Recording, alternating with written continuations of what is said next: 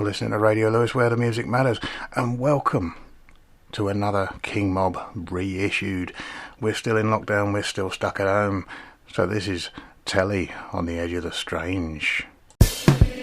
Radio Lewis, local webcasting for a worldwide audience. Hi, this is King Mob, and we're still on the telly. But before we start, I have to apologise. Well, I don't know if I do apologise really to Kate Bush. After last week's Top of the Pop show, Kate, supposed friend of the show, left us one of those moaning answer phone messages. Why wasn't I featured with my creative dancing when I was only 16 on Top of the Pops and doing Wuthering Heathcliff? And I'm like, Kate, girl, get a life.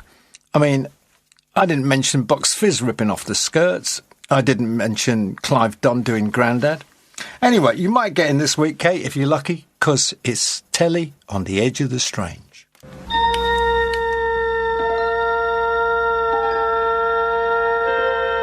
Space, the final frontier.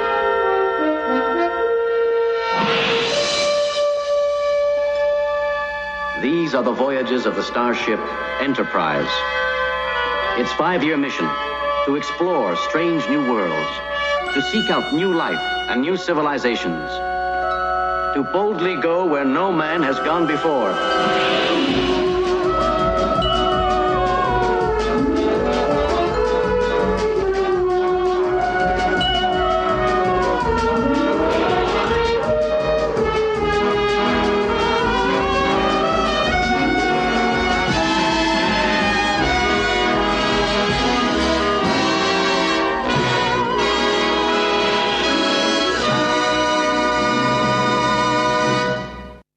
Yeah, well, live long and profit, or whatever it is.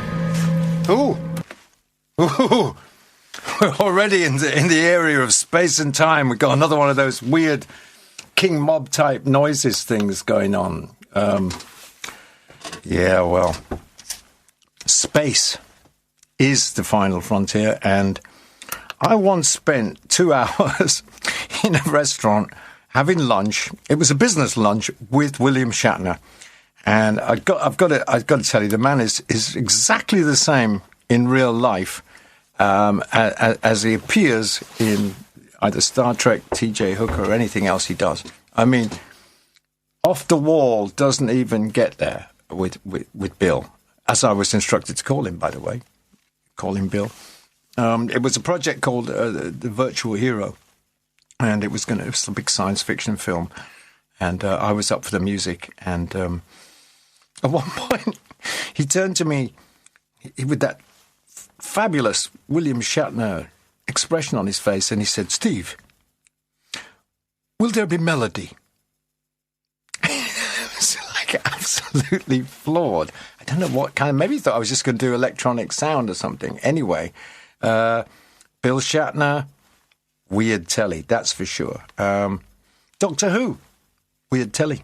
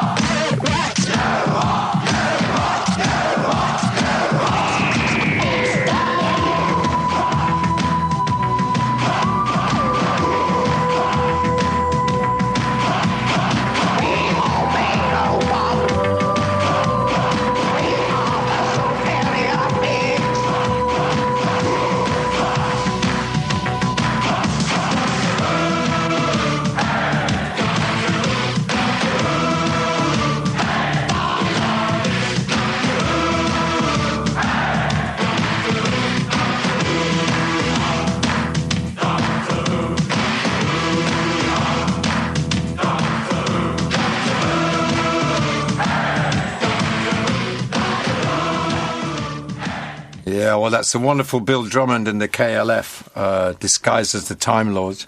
I think that was their first hit. But, I mean, what a brilliant idea. It's like a playground record. Just mashing up the Doctor Who theme, original, with Rock and Roll by Gary Glitter, which we played last week. Really like that track a lot. And I have to say congratulations to whoever is the new Doctor Who, because apparently that's wonderful. And I've seen them come and go. Yeah, no, I've seen them all. Hartnell, Matt Smith, Tom Baker, John Pertwee. That was a bit kinky, I thought. I thought John Pertwee was a bit weird. But didn't really like John Pertwee. Who's my favourite Doctor Who? Funny enough, not on the telly. Peter Cushing.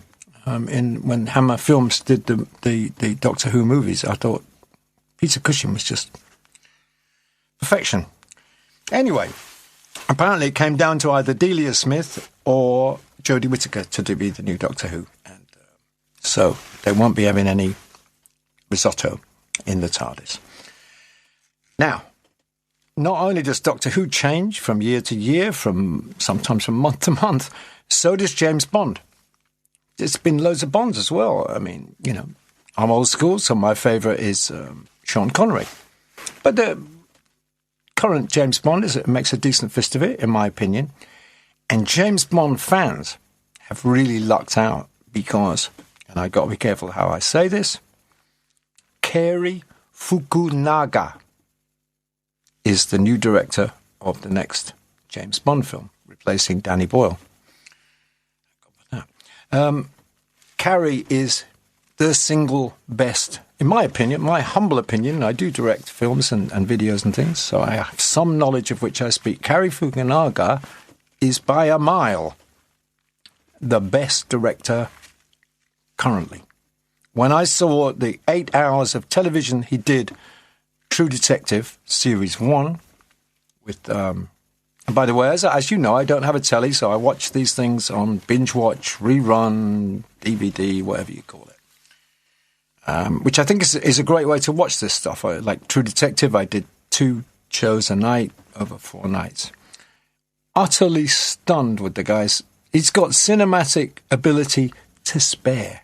He can do small. He can do big. He can do scale. He can do nuance. Bond fans are so lucky. And if you haven't seen True Detective Series 1, you're really missing out. I'm going to play you... Oh, by the way, it was originally planned to be set in California. And then they got a cheaper deal shooting it in Louisiana, which turned out to be a real bonus for the music people, which meant they could use a lot of swamp music. Here's the title track by the Hanson Family.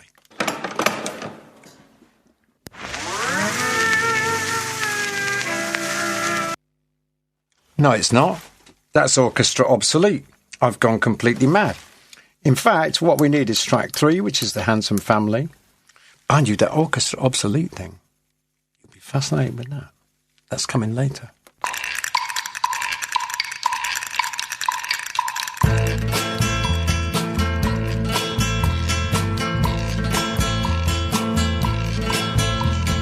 From the dusty mesa, shadow grows, hidden in the branches of the poison creosote. She twines her spines up slowly towards the boiling sun, and when I touched her skin, my fingers ran with blood.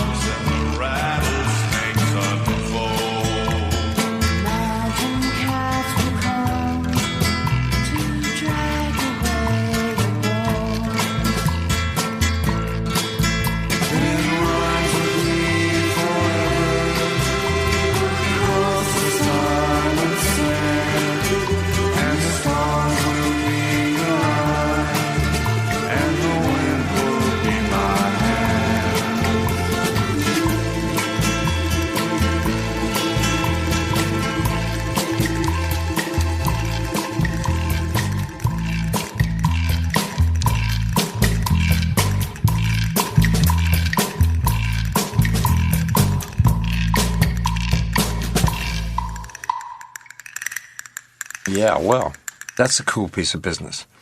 As is the track I nearly played you, Orchestra Obsolete. I was looking for strange things on the telly, on the YouTube, and it's like, yeah, let's look at BBC Arts. You know, mostly it's just dreadful. And I found that they'd done a version of the New Order track song, Blue Monday, played on instruments that would not have been available at the time. I mean, Blue Monday, as you all know, is a electro rock synth classic thing. And this Orchestra Obsolete, I don't know if they were formed just for this strange show or they were an already existing outfit that does this sort of thing. I don't really know what this sort of thing is, but it certainly fits our definition of telly on the edge of the strange.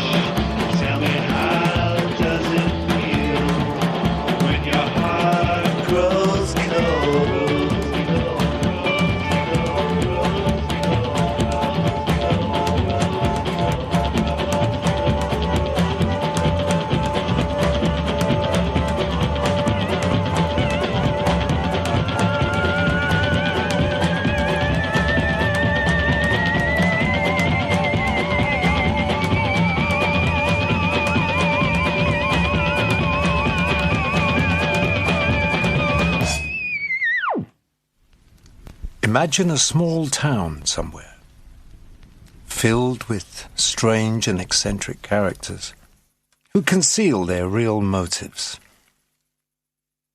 But behind all of that is a black lodge with demonic figures penetrating through into this universe.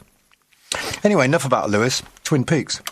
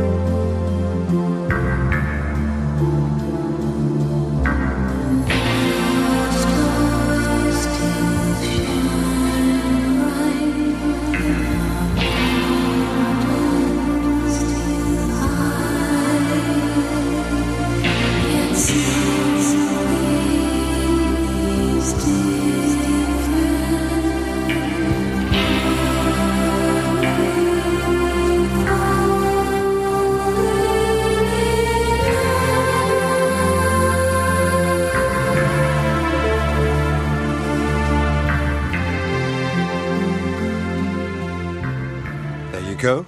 That's the very sweet Julie Cruz with the vocal version of the Twin Peaks theme. I've never, I watched Twin Peaks first run, maybe 2 or 3 episodes. I'm really never sure what I think about David Lynch. Is he having a laugh? Is he serious surrealist? Or is he both, maybe? And maybe that's the key. I saw a documentary on him that long ago, and it was like an hour and a half, and you didn't know anything more about him when it finished than when it started. But anyway, if we're doing telly on the edge of the strange, no doubt about it. That fits the primer. As does Breaking Bad. And if you didn't watch Breaking Bad, at the beginning of Series 2, they very coolly did a song, a mariachi song, which explains the whole plot of Series 1. That's if you can speak Spanish.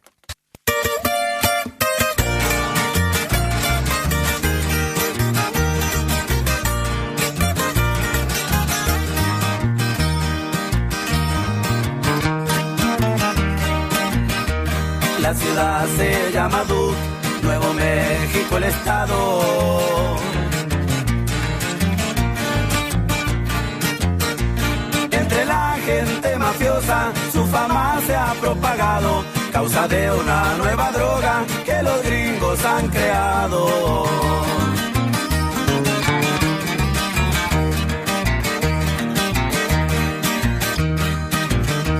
Dicen que es color azul y que es pura calidad.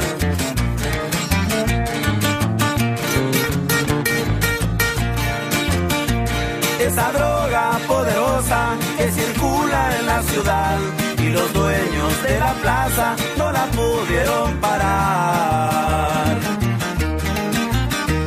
Anda caliente el cartel, al respeto le faltaron. Hablan de un tal Heisenberg que ahora controla el mercado. Nadie sabe nada de él porque nunca lo han mirado. El cartel es de respeto y jamás ha perdonado. Ese compa ya está muerto, no más no le han avisado. Y así suenan los cuates de Sinaloa, mi compa.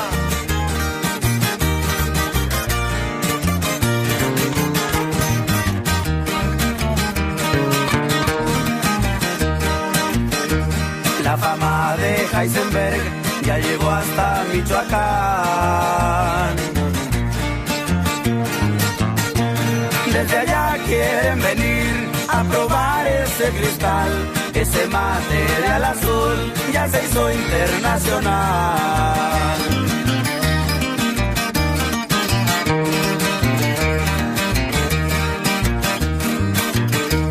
Ahora sí le quedó bien a Nuevo México el nombre.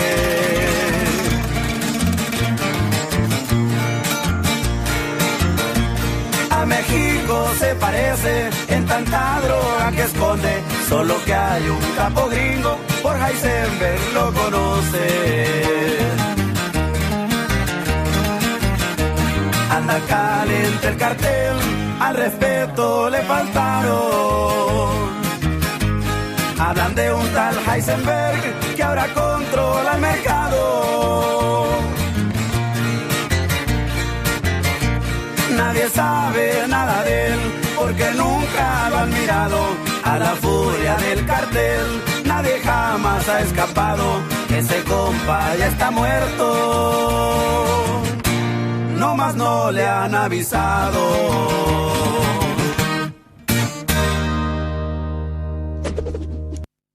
Okay, so Walter White is a really brilliant scientist, but due to bad career moves is teaching in high school and hasn't got enough money and has got a son with difficulties and is dying and he's not going to be able to leave them any money. So he decides to make the world's most powerful strain of crystal meth, along with one of his ex-students, loser Jesse Pinkman. And they embark on a crime spree and selling the drugs, and that gets them involved with loads of things. It's a really weird show, but I did enjoy it. Maybe went on maybe one season too long.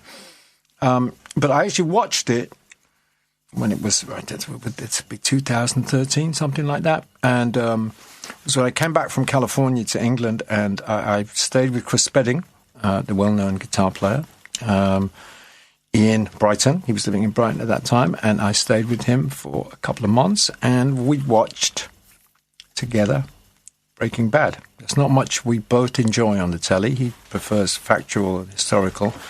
I obviously prefer things that are a bit more gonzo and weird. But we both thought that Breaking Bad really did it for us. And so around that time, we were cutting the album Joyland, and Chris came up with an instrumental, and I said, let's send it to Johnny Marr to see if Johnny would like to do a double guitar thing with you. And Johnny was kind enough to do that. He phoned it in a way. I think when Johnny Marr played guitar on this track, he'd broken his wrist and somewhere in America, and he had stopped touring. And how he did it with a broken wrist, and he did it in a hotel room, just put his part down and sent it to us.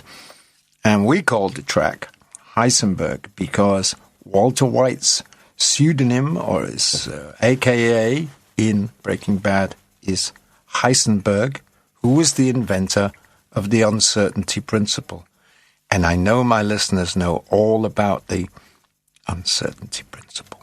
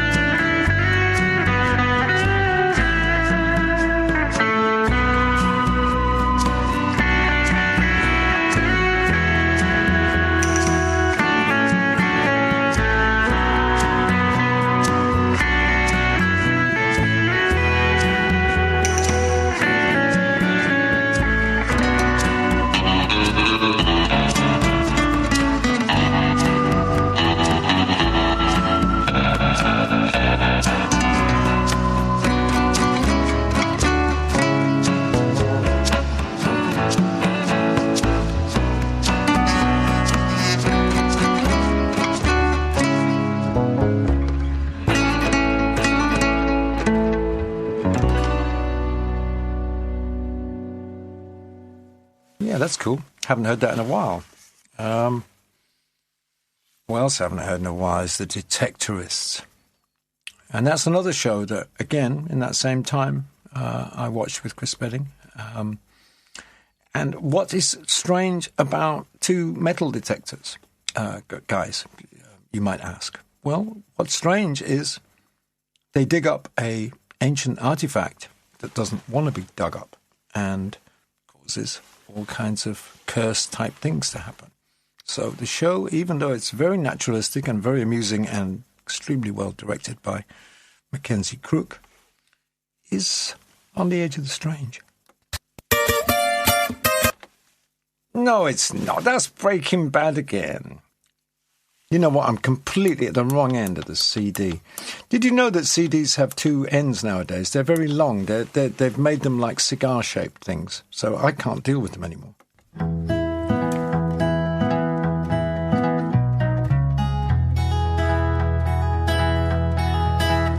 Will you search through the lonely earth for me? Climb through the briar and bramble. I'll be your treasure.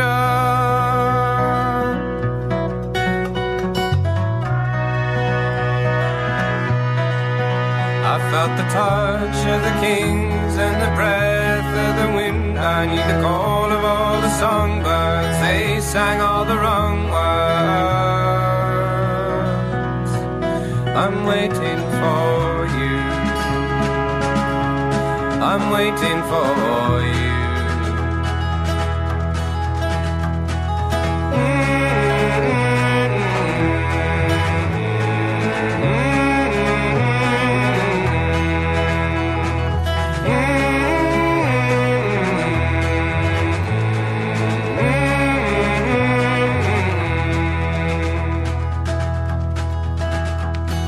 Swim through the briny sea for me, crawl along the ocean's floor. I'll be your treasure.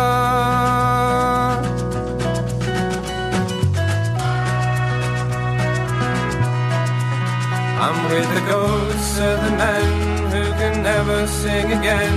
There's a place, follow me, where a love lost at sea is waiting for you, is waiting for you.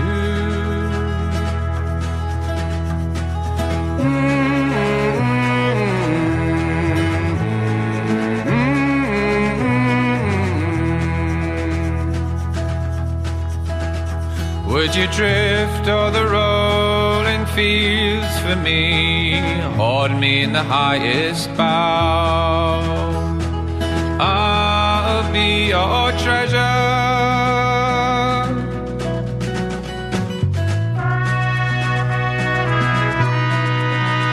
But in history's rhyme there's a place and a time and a truth to the gold that the foes cannot hold. I'm waiting for you. I'm waiting for you.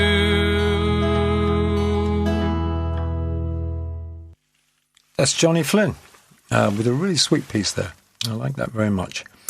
I also like this, and so does everybody else, and it's one of those things that, you know, is an absolute classic. It was composed for a TV show back in the 60s, which was not either not recorded or wiped. And nobody knows what that TV show was or anything, but everybody knows Stranger on the Shore, the theme tune.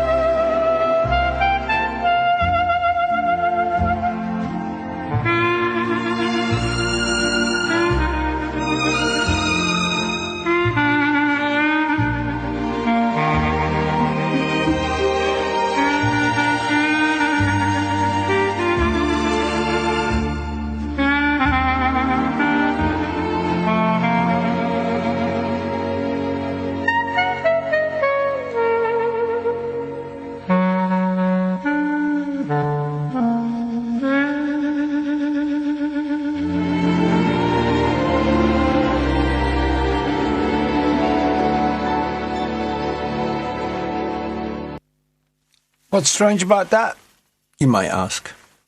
Well, 2 words, Acker-Bilk. You may think that Acker-Bilk was like a charming West Country fellow with a goatee beard, a bowler hat, and a striped waistcoat.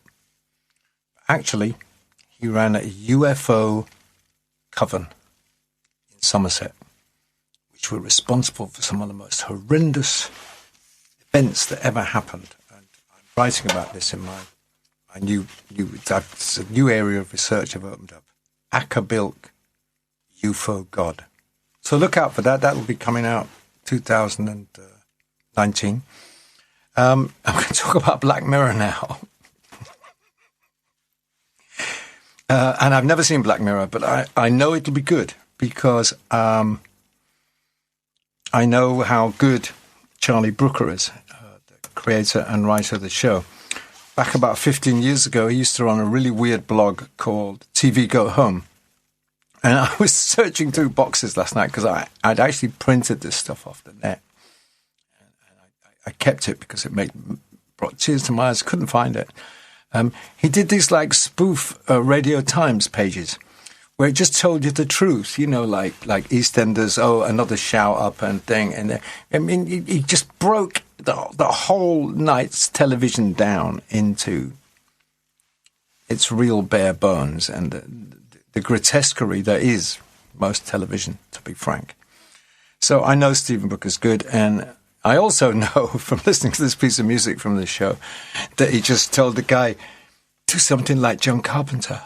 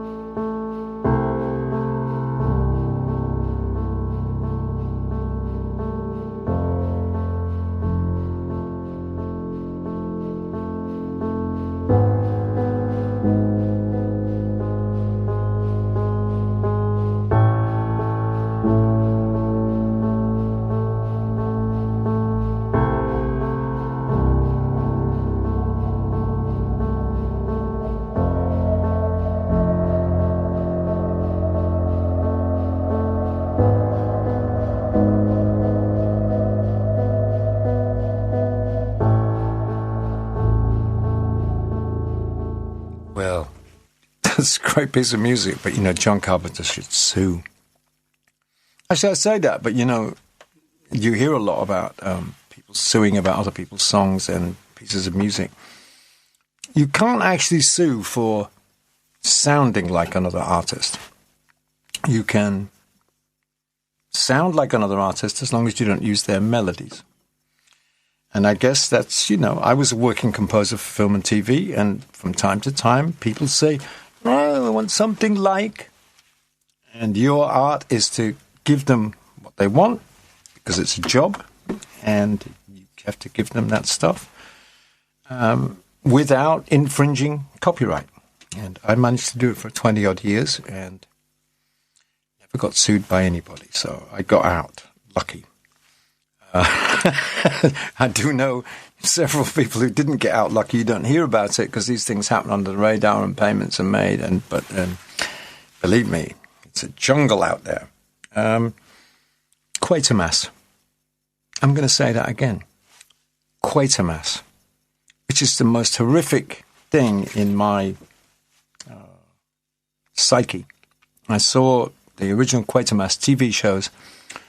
Actually, I didn't see the first two. I was just old enough to see the third one, Quatermass and the Pit. The first one, nobody can see because it was filmed live in 1953.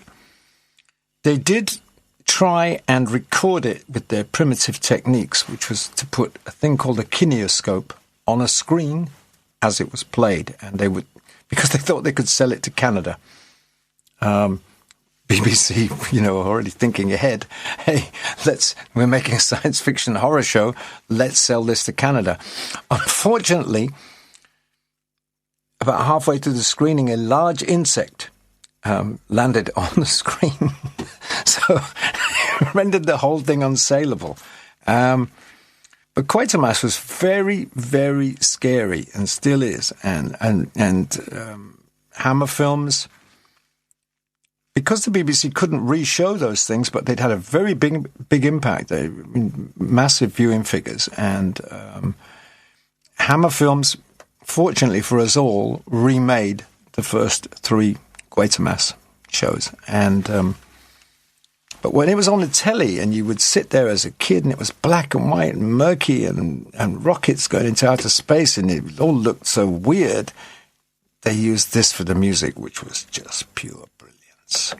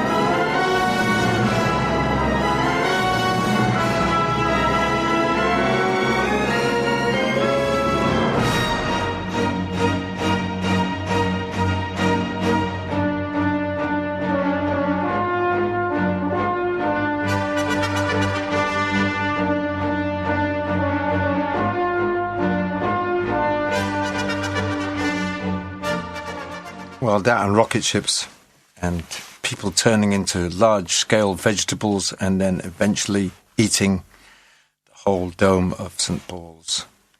What more can I say? Television truly on the edge of the strange. As was Max Headroom. Who's Max Headroom, you might ask? You might not, but you might ask, and I'm going to answer if you did. If you asked who Max Headroom is, I'm going to tell you now. He was like a digital-generated character around late 80s when they suddenly had all this access to this weird technology to mess things about. And they came up with a VJ, a fictional character that was like an android. And the thing was deranged and hysterical and cynical, and it was played by Matt Frewer. And every time I see Matt went on from there to really be in a lot of successful TV shows as himself, not wearing prosthetics and being made to judder and go, like that. But every time I see him in anything, I think he played Sherlock Holmes, and I just thought, yeah, Max Headroom. Relax. You're quite safe here.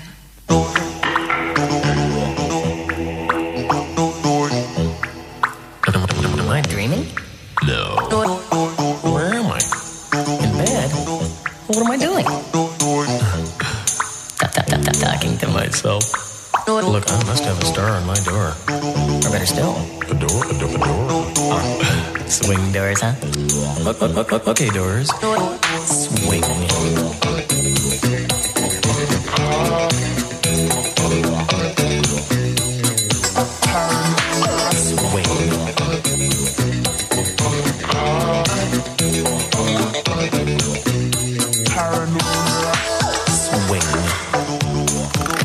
Now I know I'm dreaming. Dreaming. How do I get to sleep? I'll count those bars on the window. 1, 2, 3, sleep.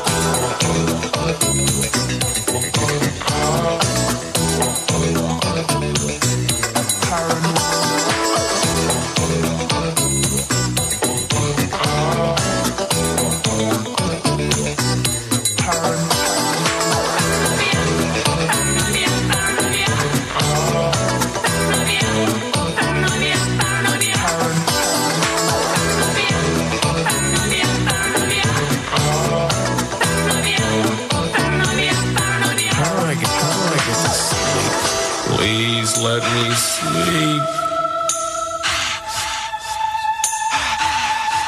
Poetry. That'll work. Come, sweet slumber, and shroud me in thy purple cloak. Doesn't even rhyme. Is that my tea's made? Paranoid. I can't stand tea.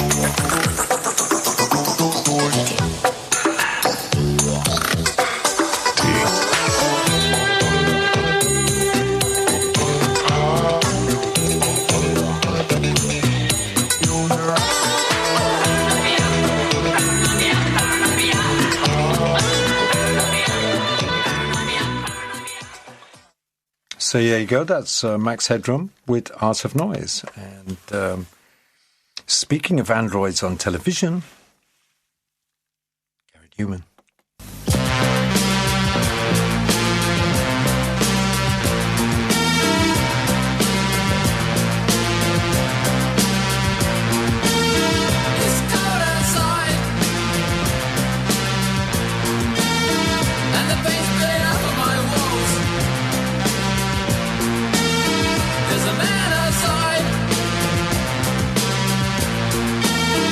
In a long coat, grey hat, smoking a cigarette.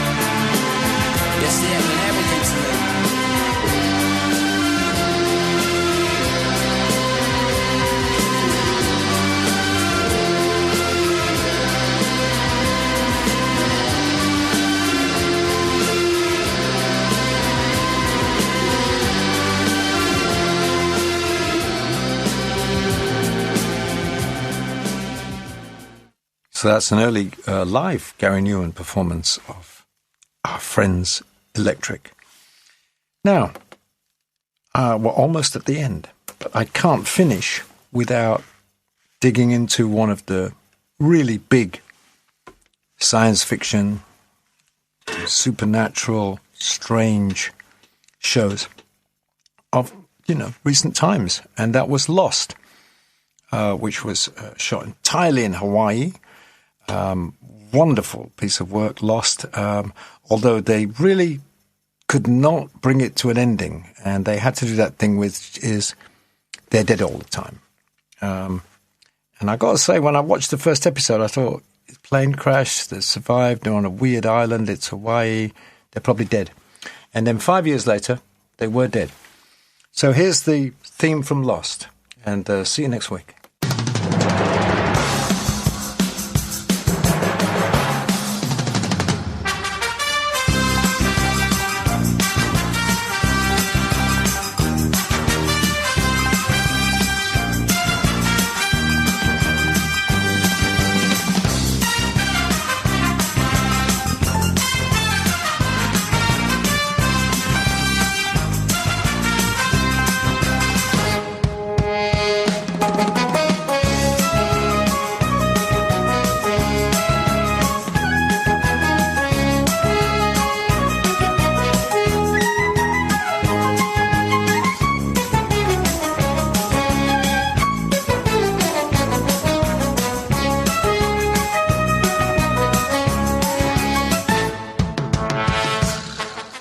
I've just been informed apparently that isn't the theme from Lost. That's the theme from Hawaii Five-0. But then, very little is weirder than Jack Lord's face.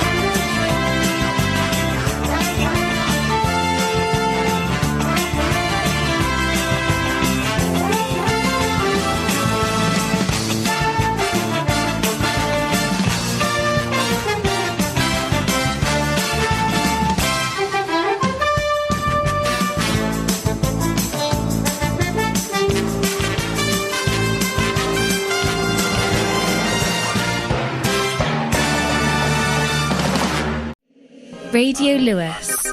Local community webcasting.